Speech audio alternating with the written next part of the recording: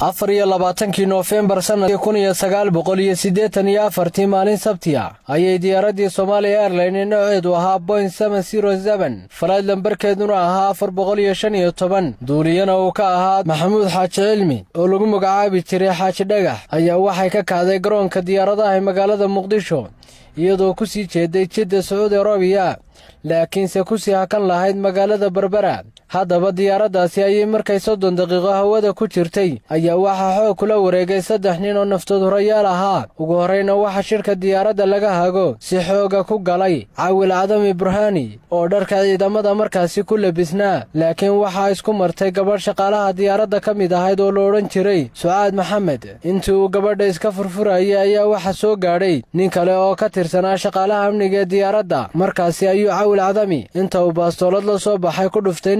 markaasina waxa kala cararay shaqaalaha diyaaradda. kabtankii oo markaasi shirka diyaaradda ka soo baxayna waxa uu dib ugu laabtay shirkii diyaaradda. sidaas ayayna hoggaanka diyaaradda kula wareegeen Caawil Cadami Burhani, Baasha Muuse Maxamed iyo Axmed Xaaji Maxamed. waxay u sheegeen duuliyaha diyaaraddu inay saacadaasi laga bilaabo ay diyaaraddu afduuban tahay, halka ay ku dhahaan ka dejina uu ka dejin doono. duuliyaha ayaa arrinkaasi aqbalay, waxayna ku yidhaahdeen waxaad naga dejisaa magaalada Cadan oo xilligaasi caasimad u ahayd waddankii koonfurta Yemen la odhan jiray. duuliyuhu intuu markaasi qaatay amarkooda waa uu aqbalay, waxaana uu isku dayay inuu ka dejiyo Cadan, laakiin Cadan iyo dowladdii koonfurta Yemen way diideen in diyaaraddaasi ay Cadan soo caga dhigato. xilligaasina waxa caalamkoo dhammi ogaadeen in diyaaraddii Somali Airlines afduuban tahay, waayo dowladda koonfurta Yemen ayaa arrinkaasi caalamka u gudbisay. xilligaasi kadibna diyaaraddu u afduuban tahay waa laga war helay. mar kale ayaa 3 nin ee diyaaradda afduubtay waxay duuliyaha ka codsadeen inuu Jabuuti ka dejiyo, laakiin markiiba intii ay ka walaaceen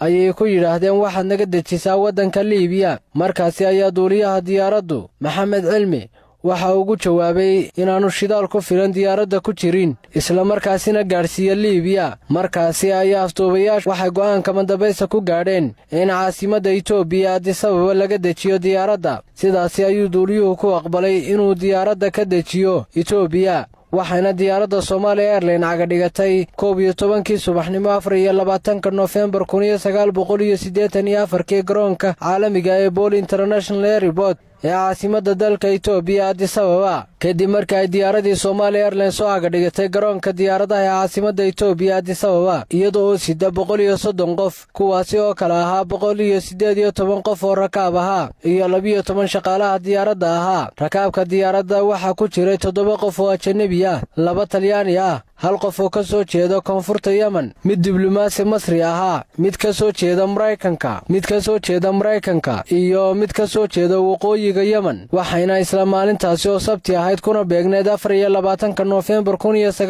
1984 wadahadal u furmay dowladda Itoobiya iyo afduubayaashii diyaaradda. afduubayaashii ayaa ugu horreyn oggolaaday inay sii daayaan 15 dumar iyo 4 carruur ah oo diyaaradda saarnaa, iyo weliba 3 qof oo shaqaalihii diyaaradda ka mid ahaa oo mid ka midii uu dhaawac ahaa. afduubayaasha oo u hadlay hogaamiyahoodii Caawil Cadami Burhani waxa uu dalbaday in dilka lagu filinayo beritoole oo ahayd 25 Noofembar maalin Axada 1984 7 arday ah oo ku xidhnaa jeelka Mandheera la joojiyo, iyo in maxaabiis u xidhnaa arrimo siyaasadeed oo 14 qof ahaa la sii daayo loona gudbiyo waddanka Jabuuti. Cadami waxa uu si cad ugu sheegay afhayeenka wasaaradda arrimaha dibadda Itoobiya haddii ardaydaasi berri la laayo inuu isna midhmidh u toogan doono madaxda dowladda Soomaaliya ka tirsan ee saarnayd diyaaradda, kuwaasi oo ka mid ahaa badhasaabkii gobolka Hargeysa ee xilligaasi Ibraahim Cabdi Muuse Afgaab, iyo inuu diyaaradda qarxin doono berrito. dhibtii ugu weyneed ee jirtay xilligaasi waxay ahayd in dowladda Itoobiya iyo Soomaaliya wax xidhiidh ah oo diblomaasiyadeed oo toosi aanu ka dhaxayn. markaasi waxaa dhacay in dowladda Talyaaniga oo 2 nin diyaaradda ka saarnaayeen ay soo dhex gasho arrinka, iyadoo safiirkeedii magaalada Addis Ababa u joogay u xil saartay inuu arrinkaasi galo. arrinkiina waxa uu noqday in afduubayaashu waxay dalbadeen loo gudbiyo dowladda Itoobiya, Itoobiyana u sii gudbiso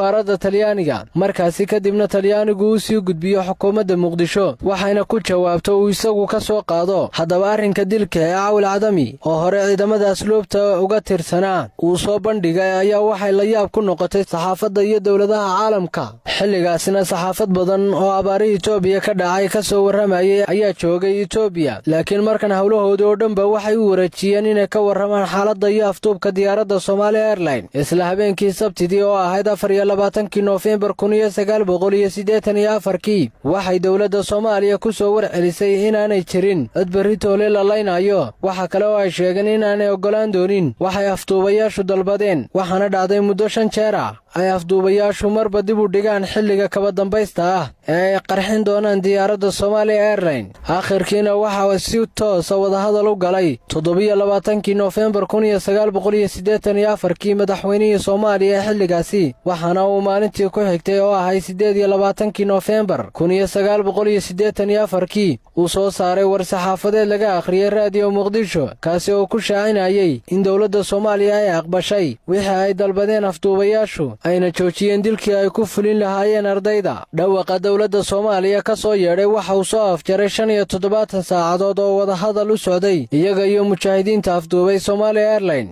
waxayna mujaahidiintu aqbaleen dhawaqaasi lagaga noqday dilka ardayda waxayna ooda ka qaadeen rakaabkii saarnaa diyaaraddii Somali Airlines 28 Noofembar 1984 markii ay diyaaradda sii daayeen ayuu Cawil Cadami shir jaraa'id ku qabtay qolka nasashada ee robotka Addis Ababa hadalladiisina waxa ka mid ahaa ma nihin anagu argagixiso waxa kaliya aanu diyaaraddu aftuunay waa inaanu badbaadino walaalahayo Cawil Cadami isagoo hadalkiisa sii wata dhool cadaynayana kana hadlaya baqdinta haysay madaxdii Soomaalida ee diyaaradda saarnaysiiba barasaabka Hargeysa Afgaab ayaa waxa uu yiri aad ayuu cabsoonayay Afgaab oo hinayuu ku waashay waxaana uu haystay inaan dilayno laakiin waxaanu sheegnay inaanan dilayn sidaas ayay dawladda Itoobiya magangelyo ku siisay Cawil Cadami iyo 4 nin oo la socday